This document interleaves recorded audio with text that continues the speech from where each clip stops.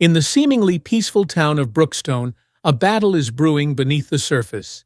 When dedicated teacher Emily Davis discovers racial inequality seeping into her school's policies, she takes a stand. As she clashes with local politician Mark Johnson, whose campaign quietly fuels the town's divisions, Emily risks everything: her job, her marriage, and her safety, to fight for justice. Will Emily's courage spark change, or will Brookstone remain trapped in its past? Curious to see how it all unfolds? Watch the story now, share your thoughts in the comments, and subscribe for more powerful stories of resilience and hope. Don't forget to hit the notification bell. The morning light filtered through the curtains of the modest Davis household, casting a soft glow on the kitchen table where Emily Davis sat, sipping her coffee and reviewing lesson plans for the new school year. It was the first day back after summer break, and the butterflies in her stomach were both familiar and comforting. She always felt this way on the first day of school, nervous, excited, and hopeful all at once. Brookstone was a small, picturesque town in the heart of the Midwest. From the outside, it seemed like the perfect place to live. Quaint houses with picket fences, tree-lined streets, and a tight-knit community where everyone knew everyone. But under the surface, Brookstone was a town divided by an invisible line: race. The black residents, though fewer in number, had long been marginalized and left out of the town's economic and social progress. It wasn't overt racism that plagued Brookstone, but rather the kind of systemic and subtle discrimination that was harder to pinpoint, except when you were living it every day. Emily, a white woman in her early 30s, was keenly aware of this divide. As a teacher at Brookstone Elementary, she had seen how black students were often treated differently, their needs overlooked, their voices ignored. She had witnessed the subtle ways in which the system favored the white students. More attention, more resources, more opportunities. It wasn't something that was written in policy, but it was there, a silent truth that few were willing to confront. Her husband James, a contractor who ran a small construction business, entered the kitchen with a yawn and kissed her on the cheek. "Big day today?" he asked, his voice warm with affection. "First day back. You know how it is," she replied, her eyes glancing at the clock. "I just hope it's a smooth start. I've got a new group this year, and I'm already hearing rumors about budget cuts." James sat down across from her, his brow furrowed. "I've been hearing a lot of talk around town, too. Seems like Mark Johnson is stirring things up again." Emily's stomach tightened at the mention of Mark Johnson, the local politician who had been making waves in Brookstone for the past few years. Mark was charming, polished, and had big ambitions. He had recently announced his candidacy for mayor, and his platform was all about protecting Brookstone's traditions and preserving the community.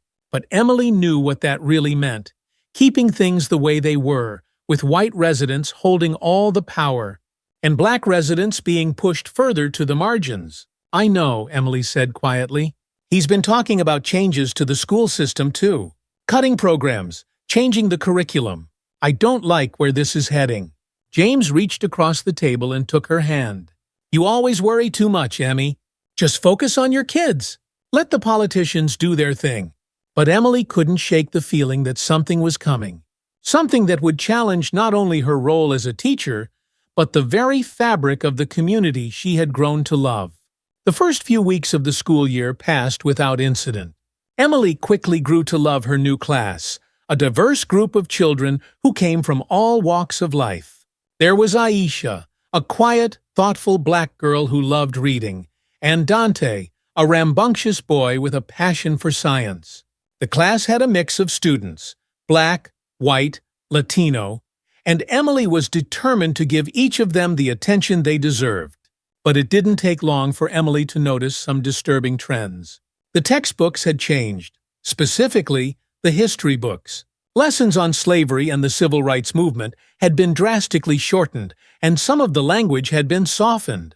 Instead of calling slavery what it was, a brutal system of exploitation and dehumanization, the new books referred to it as an unfortunate chapter in American history.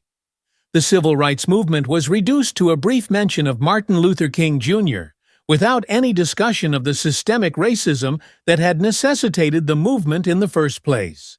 Emily's colleague, Sarah Lewis, a black teacher who had been at Brookstone Elementary for nearly a decade, shared her concerns. "I noticed it too," Sarah said one afternoon in the teacher's lounge. "It's like they're trying to erase history, make it more palatable for the white parents." Emily nodded, her heart heavy. "I don't know how to teach this material in good conscience. The kids need to know the truth, not some watered-down version that makes everyone feel comfortable." Sarah leaned back in her chair, her eyes scanning the room to make sure no one was listening. "It's not just the textbooks. I've been hearing things, rumors about Mark Johnson and the school board. They're planning to cut some of the diversity programs, say it's a waste of money." "That's ridiculous," Emily said, her voice rising in frustration. "Those programs are essential. They give our black students a chance to see themselves represented, to learn about their history." "I know," Sarah replied, her voice low, "but they don't see it that way. To them, it's just another expense, and it doesn't affect their kids, so they don't care." Emily felt a knot of anger tighten in her chest. She had always prided herself on being a teacher who fought for all of her students. But now it seemed like the very institution she worked for was betraying them. She resolved to keep teaching the truth, even if it meant going against the official curriculum. As the school year wore on, the changes in the school became harder to ignore. Programs that were designed to help students from disadvantaged backgrounds, many of whom were black, were quietly cut. After-school tutoring sessions were slashed, and funding for extracurricular activities that served predominantly black students was redirected to sports programs that catered to the town's white students. At home, Emily couldn't stop thinking about what was happening at the school. Every night, she would lie awake, replaying conversations she had overheard in the teacher's lounge, or replaying the looks on her students' faces when they were told they couldn't participate in certain activities anymore. It wasn't fair, and yet no one seemed willing to stand up and say so. Mark Johnson's campaign for mayor was in full swing, and everywhere Emily looked, she saw his posters and slogans: "Keep Brookstone strong and protect our heritage." To many, it was a message of pride in the town's history. But to Emily, it felt like a thinly veiled promise to maintain the racial inequalities that had long existed in Brookstone. James had been more distant lately, less inclined to discuss the issues that were weighing heavily on Emily's mind. One evening after dinner, she broached the subject again. "James, we need to talk about what's happening in this town. The school is cutting programs, the curriculum is changing, and it's all because of Mark Johnson's influence. We can't just sit by and let this happen." James sighed, leaning back in his chair. "Emily, I get it. I really do. But what can we do? You're just one teacher. I'm just one guy running a small business. Mark Johnson's got the whole town behind him." "But that's the problem." Emily's voice was filled with frustration. "Everyone just goes along with it because it's easier. No one wants to challenge him because they're afraid of losing their standing in the community. But what about the people who are already losing, like our black students? What about Aisha and Dante? They deserve better than this." James rubbed his temples, clearly exhausted. "I'm not saying you're wrong. I'm just saying we need to be careful. This town isn't going to change overnight, and if you push too hard, you might end up losing your job." Emily stood up from the table, her heart racing with a mix of anger and fear. "I can't just sit back and do nothing, James. If we don't stand up to this, then who will?" The room fell into a heavy silence as James stared down at his hands, unable to meet her gaze. Emily turned and walked to the window, staring out at the quiet street. The town looked so peaceful on the surface, but she knew that beneath the calm exterior, something was brewing, something that would force Brookstone to confront its darkest truths. As Emily stood there, she decided. She would fight, even if it meant standing alone. She would fight for her students, for the black residents of Brookstone, and for the future of the town. Mark Johnson might have the town's power brokers in his pocket, but Emily had something stronger: the truth. The week following her argument with James was one of the longest Emily had ever experienced. Everywhere she looked, she saw the growing influence of Mark Johnson's campaign. The town seemed to be in the grip of his message, with posters lining every street and local businesses proudly displaying his slogan, "Keep Brookstone Strong," in their windows. But beneath the public excitement, there was an undeniable tension, especially in the school. In the teacher's lounge, the atmosphere was unusually subdued. Sarah and a few other teachers who were deeply invested in their students' well-being shared Emily's growing unease. Sarah had been particularly vocal about how the new school policies were affecting Black students, who were now receiving even less support than before. But the majority of the staff either didn't see the changes as problematic or were too afraid to speak out. "What are we going to do?" Sarah asked Emily one afternoon as they sat across from each other, grading papers. "We can't just keep quiet about this. The students are the ones paying the price." Emily nodded, her mind racing. "I've been thinking about that too. We need to bring this to the community. They have to know what's happening in the schools." Sarah looked at her with cautious optimism. "You're talking about organizing something, aren't you?" "I am," Emily said.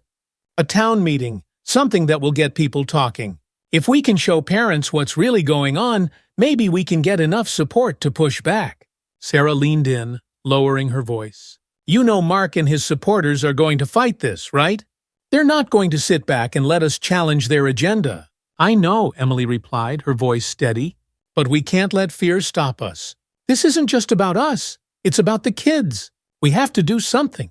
Over the next week, Emily and Sarah began reaching out to parents, teachers, and community members they knew would be supportive. The local church agreed to host the meeting, and Emily started working on a presentation that would highlight the changes in the curriculum, the reduction in resources for Black students, and the broader implications of Mark Johnson's influence on the town. Flyers were distributed around town, and word of the meeting spread quickly. Emily was both excited and nervous.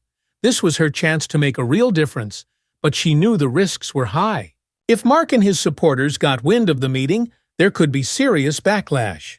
As the meeting drew closer, Emily found herself staying up late, preparing notes and gathering evidence. She wanted to be sure that everything she said was backed up by facts, knowing full well that her credibility would be attacked if she made even the smallest mistake. Sarah helped her with the research, and together they compiled testimonies from other teachers and parents who had witnessed the negative effects of the new policies firsthand. Despite their determination, Emily could feel the strain it was putting on her personal life. James had been distant ever since their argument, and while he wasn't openly opposing her, he wasn't offering much support either. Late one night, as Emily sat at the kitchen table surrounded by notes and documents, James came into the room.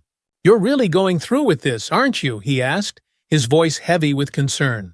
Emily looked up at him, exhaustion and resolve etched on her face. "I have to, James. This isn't just about the school. It's about the kind of town we want Brookstone to be. I can't stand by and watch these kids get left behind." James sighed, rubbing the back of his neck. "I get it. I do. But you're going up against some powerful people. I just don't want to see you get hurt."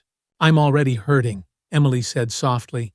"Every day I see these kids being treated unfairly. If I don't do something, who will?" James didn't have an answer. He simply nodded, kissed her on the forehead, and went to bed, leaving Emily to continue her work alone. The day of the meeting arrived, and tensions were high. The church hall was filled with a mix of concerned parents, teachers, and a few local activists. Emily stood at the front of the room, her heart pounding as she prepared to speak. Sarah sat beside her, offering silent support.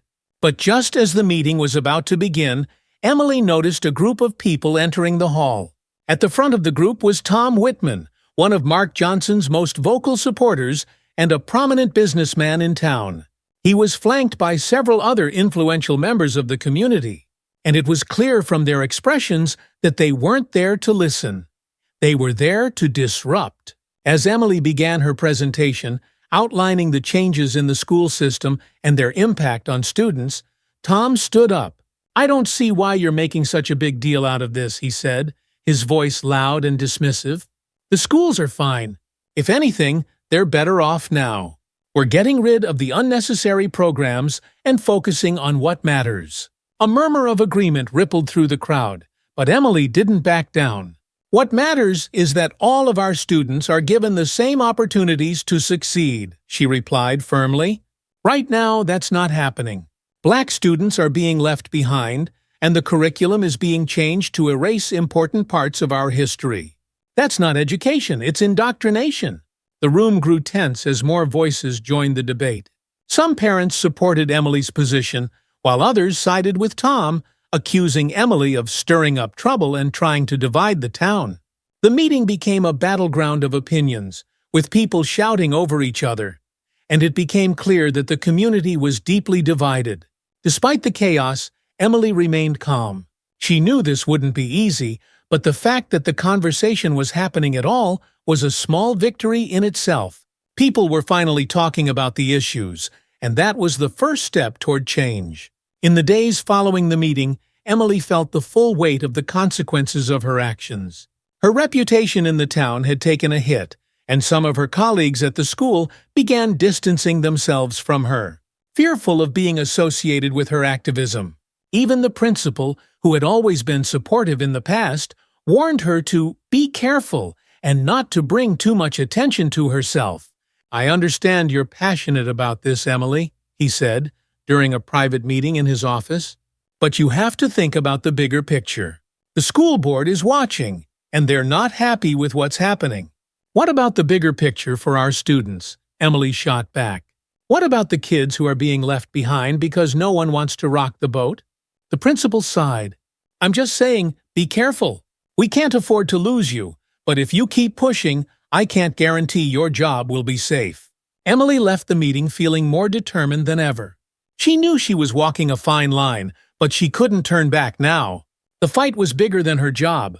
This was about the future of the town's children, especially the black students who had been marginalized for too long. At home, things weren't much better. James, though still trying to be supportive, was growing increasingly frustrated with the strain Emily's activism was putting on their marriage.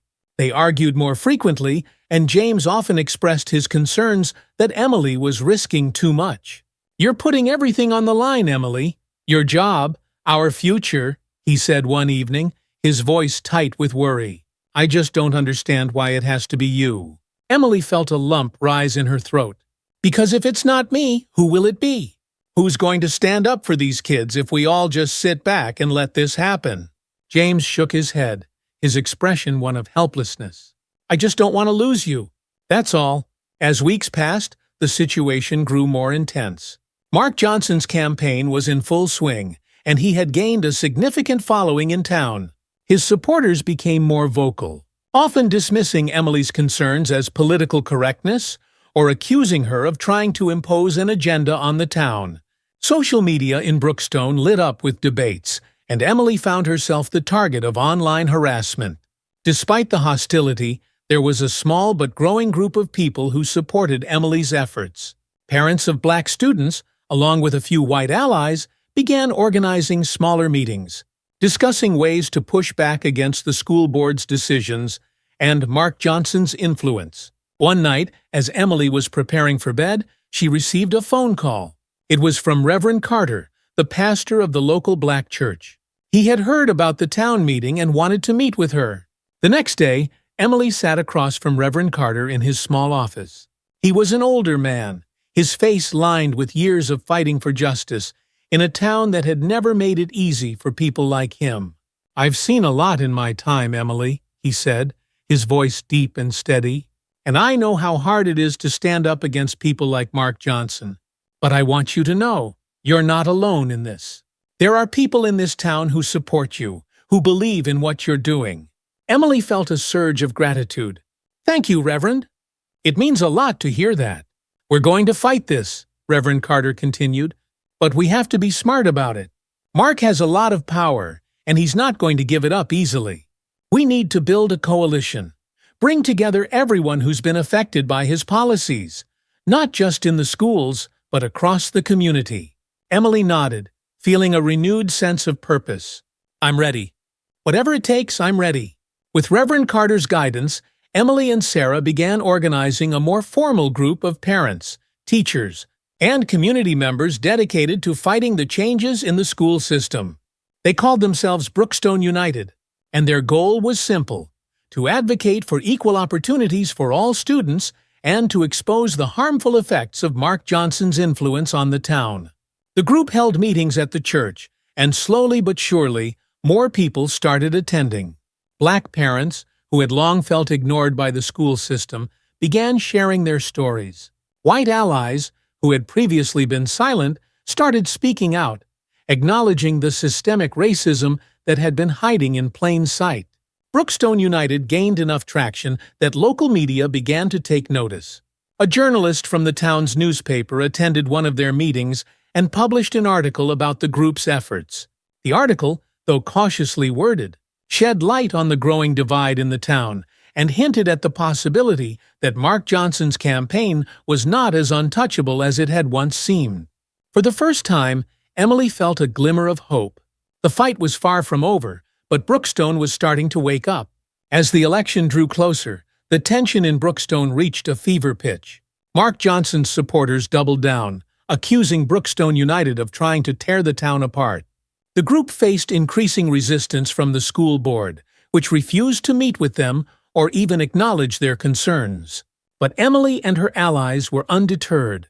They continued to hold meetings, distribute flyers, and speak out at town hall forums, determined to make their voices heard. In the final weeks before the election, Brookstone United held a rally in the town square. Emily stood at the podium, her heart pounding as she looked out at the crowd. There were more people than she had expected. Black, white, young, and old. They were all there, standing together for change. As she spoke, Emily felt a surge of emotion. "This isn't just about one election," she said, her voice strong and clear. "This is about who we are as a town. It's about what kind of future we want for our children. We can't let fear and division win. We have to stand up for what's right, even when it's hard.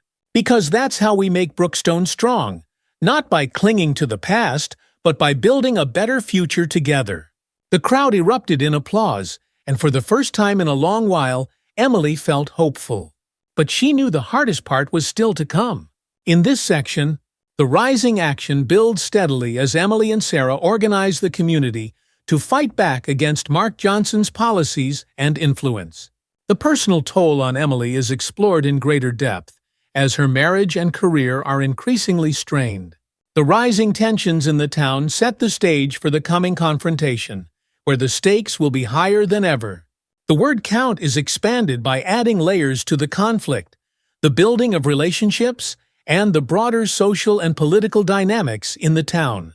As the election loomed just weeks away, the tension in Brookstone had reached a boiling point. Mark Johnson's supporters, increasingly hostile, began targeting Emily and the Brookstone United group with smear campaigns. Rumors spread that Emily was trying to ruin the town and that she was anti-American, accusations that stung but didn't surprise her. Mark's platform of preserving the town's traditions had become a dog whistle for maintaining the racial and social status quo, and anyone who opposed him was branded as an enemy of the community. Emily had anticipated the backlash, but nothing could have prepared her for how personal it became. Her social media was flooded with hateful comments. Some of her so-called friends had turned against her, accusing her of causing division where there had once been peace. More frightening were the anonymous letters she started receiving. Some threatening her job, others warning her to watch her back. One night, after another heated argument with James over the growing threats, Emily sat alone in their living room. Her phone buzzed with a new notification, an article in the local newspaper. The headline read, "Teacher or Troublemaker? Emily Davis divides Brookstone with radical activism." The article, written by a journalist with known ties to Mark Johnson's campaign, painted Emily as a rogue element in the community, someone who had lost sight of what was best for Brookstone. Tears welled up in her eyes as she read the piece. Everything she had worked for, every bit of her passion for the students, was being twisted into something ugly. She wanted to scream, to rage at the unfairness of it all. But she also knew that quitting now would be exactly what Mark and his supporters wanted. They wanted her to be silent, to retreat into the background like so many before her. But she wouldn't give them that satisfaction. Just as she was about to turn off her phone, another message came through. It was from Sarah. Sarah's text: "Don't let them get to you. We've come too far to stop now. We're with you, Emily. Always." Emily wiped her tears and smiled through the pain. Sarah was right. This wasn't just her fight anymore. It was the fight of an entire community. She took a deep breath and began to prepare for what would be her biggest challenge yet: the public forum. The town's public forum had been scheduled as the final event before the mayoral election, and it promised to be the most contentious in years. The candidates, including Mark Johnson, would take the stage to answer questions from the community. Emily had been invited to speak, not as a political candidate, but as a concerned citizen. This was her chance to confront Mark face to face in front of the entire town. The auditorium was packed that evening, with standing room only. Emily could feel the weight of every eye in the room as she took her seat near the front. Sarah sat beside her, offering silent support. They had rehearsed what she would say, knowing full well that every word would be scrutinized, not just by the town, but by the local media as well. Mark Johnson, dressed in his usual crisp suit, sat on the stage with a self-assured smile. He nodded to his supporters in the crowd, acknowledging their applause as if the election were already in the bag. His platform had struck a chord with the town's conservative base, and he had expertly framed himself as the savior of Brookstone's traditions. When the moderator finally called Emily to the microphone, her heart pounded in her chest. She stood slowly, feeling the weight of the moment, knowing that everything she had worked for led to this. As she approached the microphone, the room grew quiet, the tension almost suffocating.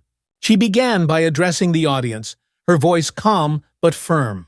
"I love this town," she said, looking out over the crowd. "I've lived here for over a decade. I've taught many of your children. I've seen their potential, their dreams, and their hopes for the future. But I've also seen how the system we've created is failing some of them, particularly our black students." A murmur rippled through the crowd, but Emily pressed on. She spoke about the changes in the school curriculum, the cuts to programs that disproportionately affected black students, and the school board's refusal to address the growing inequalities in the system. She highlighted the testimonies from parents and teachers who had seen firsthand how the students of color were being left behind. "And let's be clear," Emily said, turning to face Mark Johnson directly. "This isn't just about education. It's about the future of our town." Mark Johnson's campaign promises to preserve Brookstone's traditions, but what traditions are we talking about? The tradition of ignoring the needs of our black neighbors? The tradition of pretending that racism doesn't exist here? Because if that's the tradition we're protecting, then I want no part of it. The room fell into a heavy silence. Emily could feel the tension thick in the air. Mark's supporters stared at her with barely concealed contempt. But others, those who had experienced the brunt of the town's discrimination, watched with hopeful eyes. Mark Johnson, no longer smiling, rose from his seat and approached the microphone. His face was set in a practiced expression of calm indignation. "Ms. Davis," he began, his voice smooth, "I respect your passion for our children's future. But what you're doing, what you and your group, Brookstone United, are doing, is dividing this town. Brookstone has always been a place where people come together, where we put our differences aside for the greater good. But now, you're asking us to focus on what divides us, rather than what unites us." He paused, glancing at the audience as though he had already won them over. "You claim that we're ignoring the needs of certain students, but let me ask you this. Isn't it better to focus on what we all have in common? To move forward together as one community?" There was a smattering of applause from his supporters, but Emily wasn't done. She stepped forward again. "With all due respect, Mr. Johnson," she said, her voice rising in strength, "we can't move forward together if some of us are being left behind. Ignoring inequality doesn't make it go away, it only makes it worse. And if we're not willing to face the truth about our town, about the systemic racism that exists here, then we are not truly united." The silence that followed was palpable, but Emily could feel the shift. She had planted a seed, one that Mark's smooth rhetoric couldn't easily undo. In the days following the public forum, the town of Brookstone was in an uproar. The confrontation between Emily and Mark had ignited fierce debate, not just in the media, but on the streets. Some saw Emily as a brave voice for change, while others painted her as a troublemaker, someone who was tearing the town apart. The local news ran segments featuring clips from the forum, focusing on the tense exchange between Emily and Mark. Social media was filled with both praise and vitriol. Some residents expressed gratitude for Emily's willingness to speak up, while others accused her of being unpatriotic or even anti-white. The rhetoric grew uglier by the day, and it became clear that the town's divisions ran far deeper than anyone had realized. Brookstone United held emergency meetings to discuss how to move forward. Attendance had increased, with more parents, teachers, and even students showing up to voice their concerns. Reverend Carter, who had become a prominent leader within the group, reminded everyone that change was never easy. "They're scared," he said during one of the meetings. "People are scared of losing their way of life, even if that way of life isn't fair to everyone. But we can't let fear stop us from doing what's right." As the group strategized, Emily continued to feel the strain on her personal life. At home, James remained supportive but distant. Their conversations often revolved around the dangers of what she was doing, with James growing increasingly worried about the threats she was receiving. "Emily, I'm scared for you," he admitted one night as they lay in bed. "These people are getting angrier. What if something happens?" Emily sighed, turning to face him. "I'm scared too, but I can't stop. Not now. We've come too far." James nodded, though the fear in his eyes hadn't lessened. "Just promise me you'll be careful." The backlash against Emily and Brookstone United grew stronger in the following weeks. More threatening letters arrived at her house, some of them explicitly warning her to leave town or face the consequences. The school board, under pressure from Mark Johnson's supporters, began discussing ways to distance themselves from her. Despite her years of dedicated service, Emily was called into a meeting with the principal and several members of the school board. She had known this was coming, but it didn't make it any easier. "We've received a lot of complaints," the principal began, his voice strained. "Parents are concerned that your involvement with Brookstone United is creating a hostile environment at the school." Emily's stomach clenched. "I've always put my students first. My activism has never interfered with my work." One of the board members, a stern-faced woman with close ties to Mark Johnson's campaign, leaned forward. "That may be true, but the perception is that you're creating division. We need to think about the reputation of the school, and right now, your involvement is becoming a distraction." Emily's heart pounded in her chest. She had known this could happen, that standing up for what was right might come at the cost of her career. But hearing it laid out in such cold terms made it real in a way she hadn't anticipated. "I understand your concerns," she said carefully, "but I'm not going to stop fighting for my students. If we don't address the inequalities in this town, how can we claim to be preparing them for the real world?" The board members exchanged glances, their faces tight with discomfort. "We'll be monitoring the situation closely," the principal said. "For now, we're asking you to step back from any public activism until the election is over." Emily nodded, knowing that their request was not really a request at all. But as she left the meeting, she resolved to keep pushing, even if it meant risking her job. With the election just days away, the tension in Brookstone reached its breaking point. Mark Johnson's supporters grew more aggressive in their attempts to discredit Brookstone United, while Emily and her allies continued to fight back, refusing to be silenced. One evening, as Emily was preparing for a final rally before the election, her phone buzzed with a call from Sarah. "Emily!" Sarah's voice trembled on the other end. "Something's happened." Emily's heart dropped. "What is it?" "There was an incident at the school," Sarah explained. "A group of students, mostly from families who support Mark, they vandalized the Black History Month display. They tore it down and left a note saying, 'Keep Brookstone White.'" "Oh!" Emily felt a wave of nausea. This was exactly what she had feared. Mark's rhetoric was fueling a deeper hatred, one that was now spilling over into violence. "We're holding an emergency meeting tonight," Sarah said. "Reverend Carter's going to speak. We need to show the town that we won't be intimidated." Emily agreed, her mind racing. She knew this wasn't just about the election anymore. The battle for Brookstone's soul had become something far darker, something that would require even more courage than she had ever imagined. The night after the school vandalism, Brookstone was abuzz with shock and anger.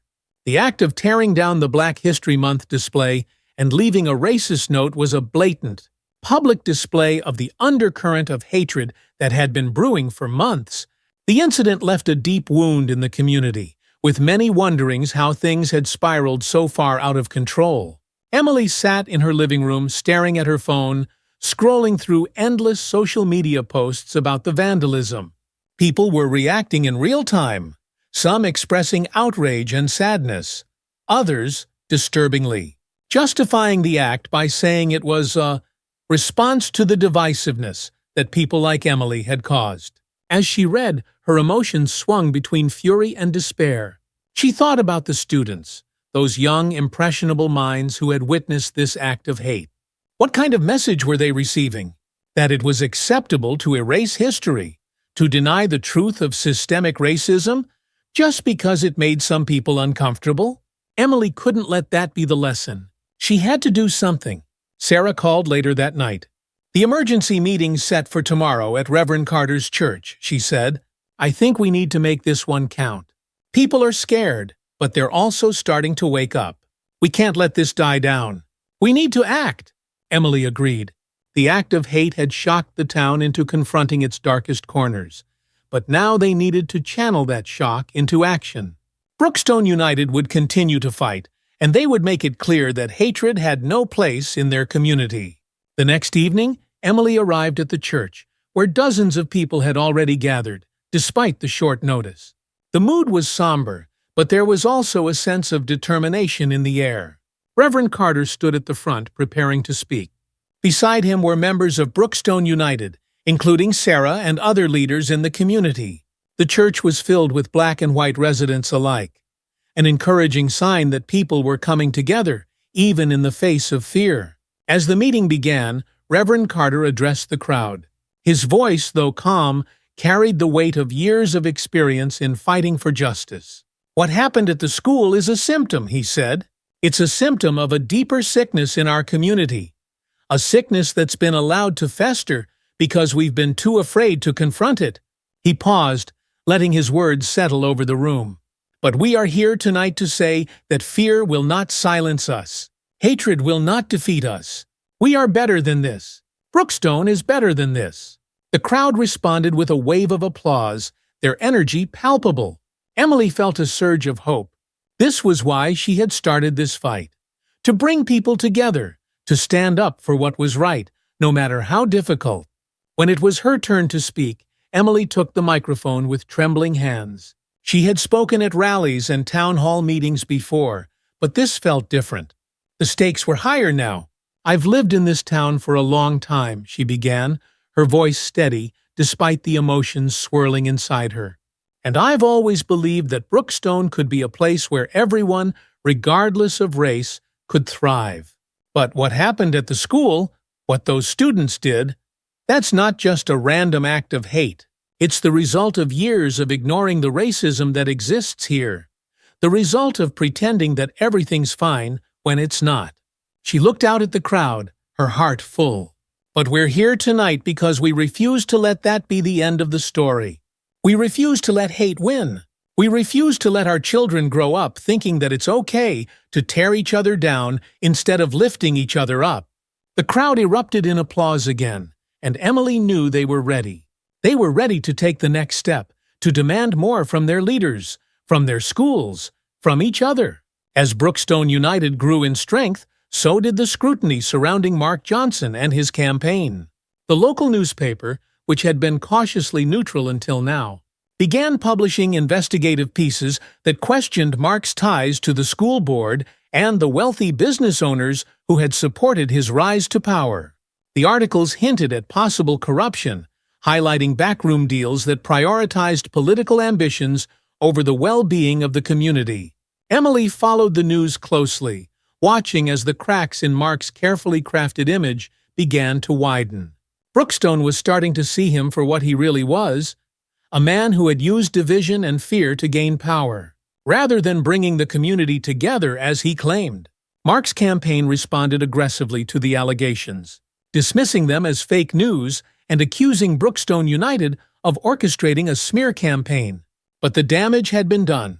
More and more people were beginning to question his motives, and some of his supporters were quietly withdrawing their endorsements. Despite this, Mark's core base remained loyal, and the tension in town only escalated as the election day approached. The racial divisions that had long simmered beneath the surface were now out in the open, and Brookstone was at a crossroads. The future of the town hung in the balance, and the outcome of the election would determine which path it would take. In the days leading up to the election, the atmosphere in Brookstone was electric. Campaign signs covered every yard, and the conversations at the local diner were more heated than ever. The town was on edge, and everyone knew that the election would either signal a step forward for the community or a return to the status quo. Brookstone United organized one final rally the weekend before the election, this time at the town's main square. Emily, Sarah, and Reverend Carter stood side by side on the stage, addressing a crowd that had grown even larger than before. The energy was different now, less anxious, more resolute. The acts of hate had galvanized the community, and people were no longer willing to sit on the sidelines. "We are not here to tear this town apart," Emily said during her speech. "We are here to build it back up, to make it stronger, fairer, more just. That's what real strength looks like, not in division, but in unity." The crowd roared its approval, and Emily felt a renewed sense of purpose. She looked out at the faces in the crowd, black, white, young, old, and knew that they were making history. Win or lose, Brookstone would never be the same after this election. The fight had already changed the town, exposing truths that could never again be ignored. Election night was tense. The whole town seemed to be holding its breath, waiting for the results. Emily sat in her living room, surrounded by James, Sarah, Reverend Carter, and other members of Brookstone United. The television flickered with updates as precincts reported in, the numbers too close to call for most of the night. James sat beside her, his hand resting on hers, offering quiet support. Their relationship had been tested in the past few months, but they had grown closer in the end. James had finally come to understand why Emily was so determined, why this fight mattered so much to her. As the night wore on, the results slowly trickled in. Mark Johnson had won some precincts, but others, particularly those with more diverse populations, had turned out in record numbers for his opponent. Danielle Green, a progressive candidate who had supported Brookstone United's platform of equality and inclusion. Finally, just before midnight, the final results came in. Danielle Green had won the election by a narrow margin. The room erupted in cheers and hugs. Emily felt a wave of relief wash over her, followed by a deep sense of accomplishment. They had done it. Brookstone had chosen a new path, one that embraced progress and equality rather than fear and division. As the celebration continued around her, Emily stood quietly, taking it all in. The fight wasn't over, far from it. There was still much work to be done, both in the schools and in the community. But for the first time, she felt like they had a real chance to make lasting change. James wrapped his arms around her from behind, resting his chin on her shoulder. "I'm proud of you," he whispered. "You never gave up." Emily smiled, her heart full. "We never gave up," she corrected, glancing at the people around her. Her friends, her allies, her community. Together, they had faced the darkness, and together, they would build something better.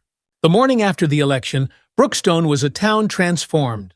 For some, Danielle Green's victory was a sign of hope, a new chapter where equality and fairness could finally take root.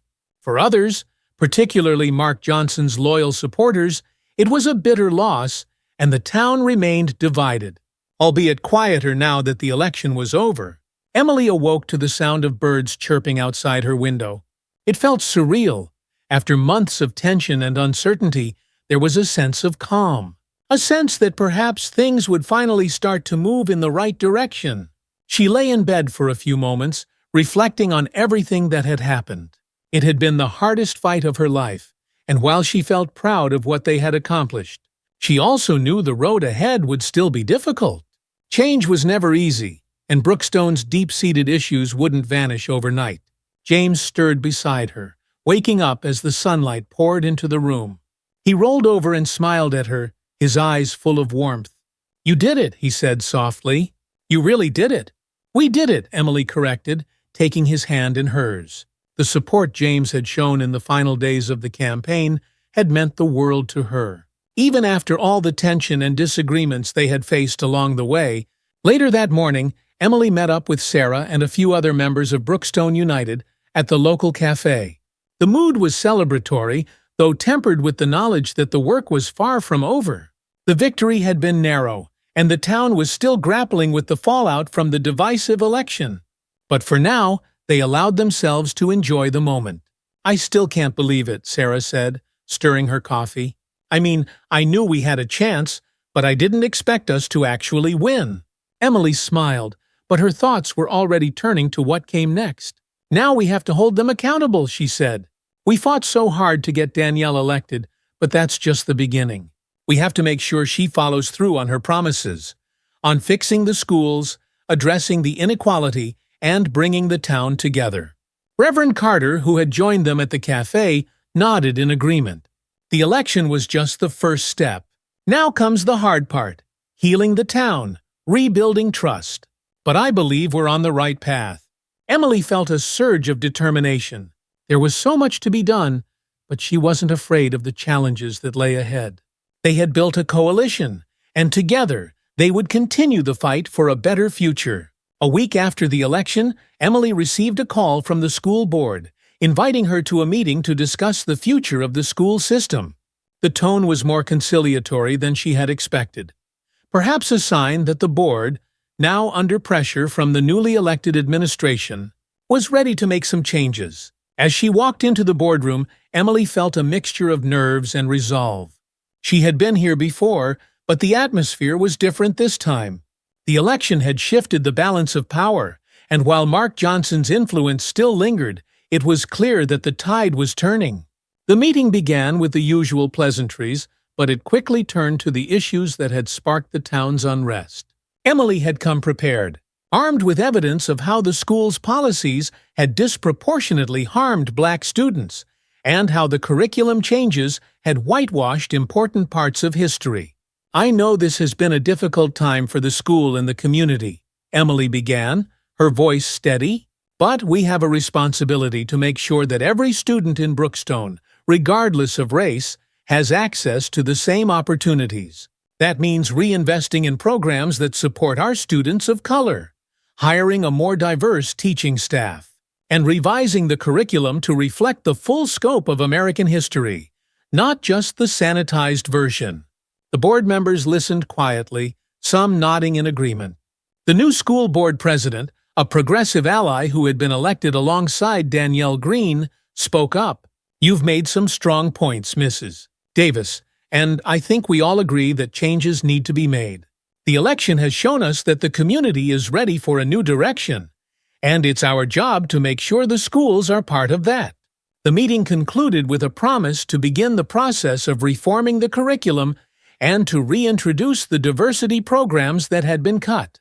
It wasn't a complete victory, but it was a significant step forward.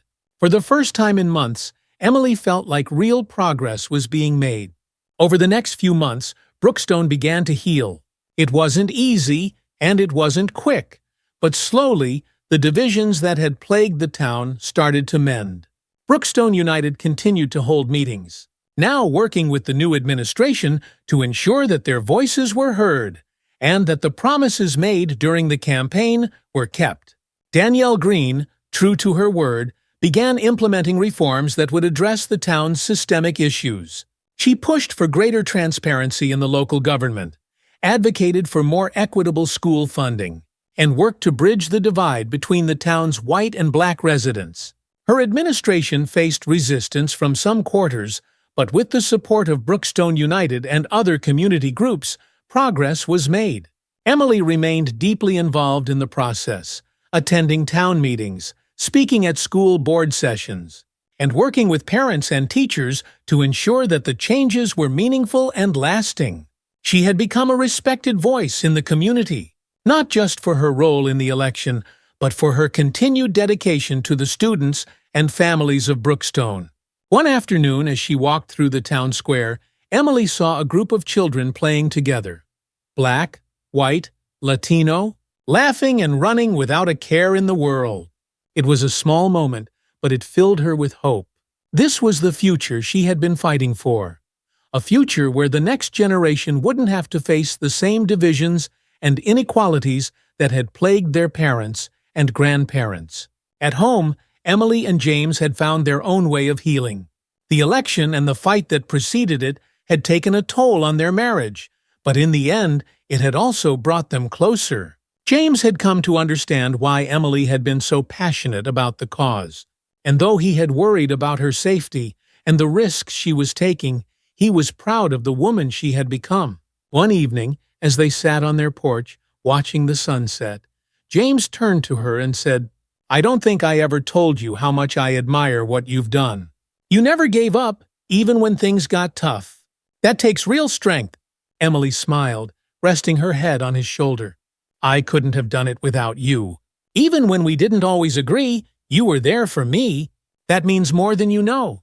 They sat in comfortable silence for a while, the sounds of the town drifting around them. It was peaceful now, a stark contrast to the tension and chaos of the past few months. And though there were still challenges ahead, Emily felt confident that they would face them together, as partners.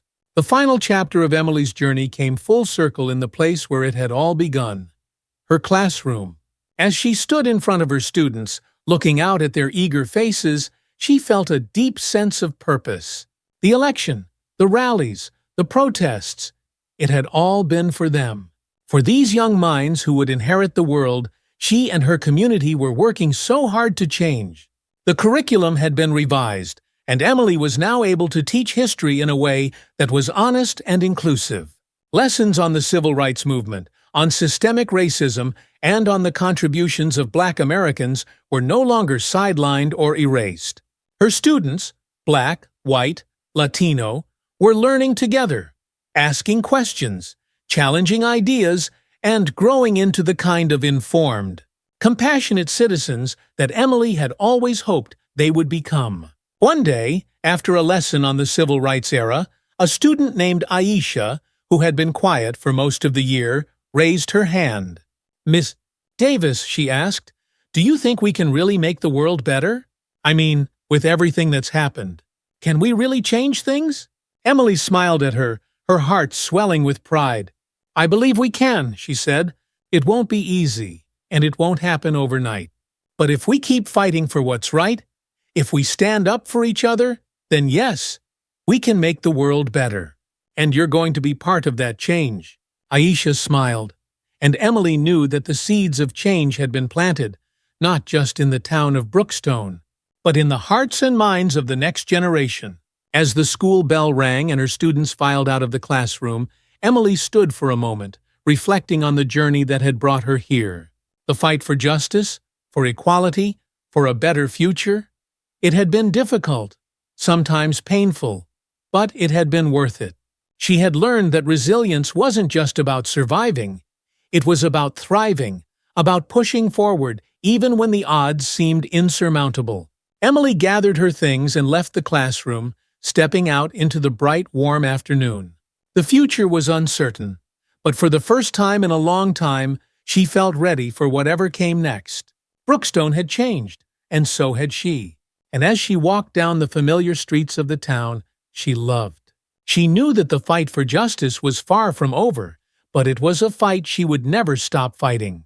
If you enjoyed this story and want to see more content that explores important social issues, resilience, and the power of community, make sure to subscribe to our channel. Hit the notification bell so you never miss an update. And don't forget to like and share this video with friends who believe in creating positive change. Together we can continue to inspire and empower.